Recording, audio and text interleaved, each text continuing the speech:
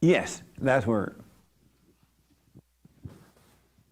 I just wanted to quickly add that I used to suffer from, just an illustration of how clever the devil is, I used to suffer from severe FOMO, where my social calendar had to be packed. And now that I'm at a place where I'm waking up and comfortable in my, solitude, now my phone is ringing off the hook and texts are coming in. And I'm like, the devil will find a way to get us off track no matter what. You're absolutely right. The devil will send people to you when you try to overcome him. He really will. If you're a man and you try not to date, trying to work your way, the devil send all kind of women to you, out of the woodwork.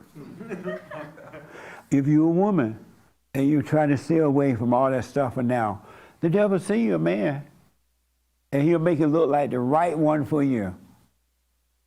And you'll get with him, and you'll kill him, and he'll kill you spiritually. You're absolutely right about that. That's why I'm telling, hey, you got to stop texting when the devil tells you to text. I stopped a little bit. How about all the way? And then there'll be the right time to text. But you got to stop doing it, especially when the devil say do it. The devil tell you, oh, you're bored. Text Lala. And the last time you heard from Lala was like 10 years ago.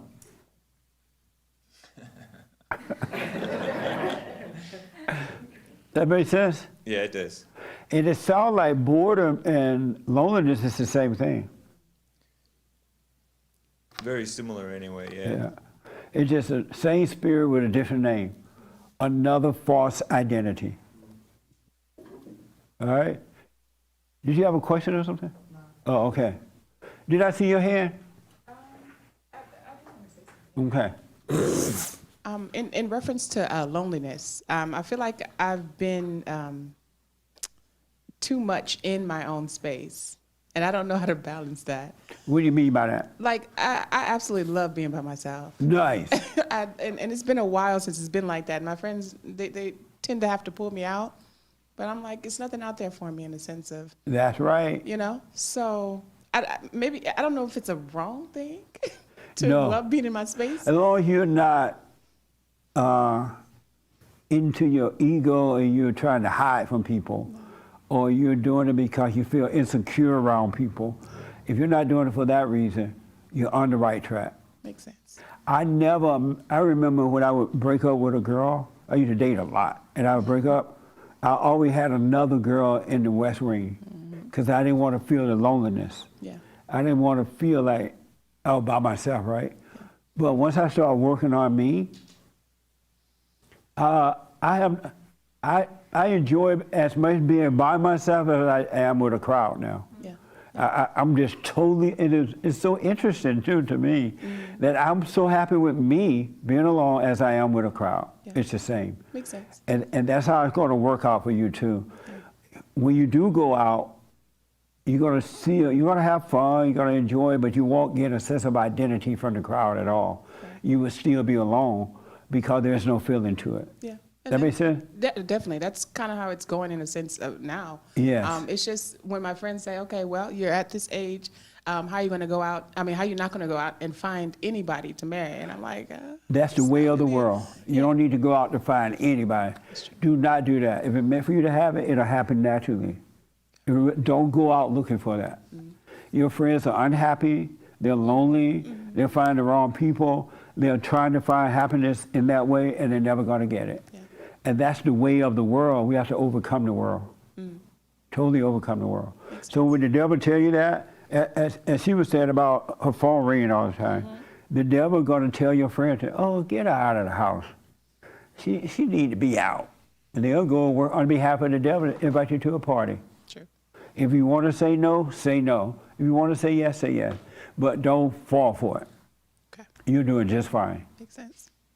And you're going to see you are your world, and inside your world is perfect peace. There's no reason to be out there looking for anything. Does that make sense? A lot of it. Amazing. Thank you, Jess. You're welcome. You had your hand? Yeah. Okay, right here, and then you have the last word. I see that you're dying to say something.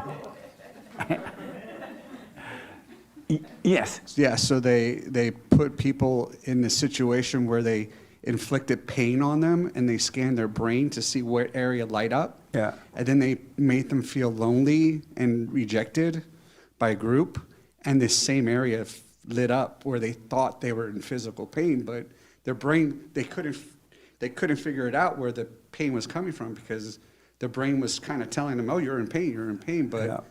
they show that even monks who have like these spiritual beliefs or like spiritual practices, they can inflict pain on these people and they don't have anything that lights up. Yeah. Yeah. Let go of all of your identities, all your little plans, except practical ones, right? But let them all go. Go through the valley of the shadow of death. It's false identities. That's all it is. It's not you that's dying. You are coming alive. It is dying. It really, really is. And that's what it means to be born again.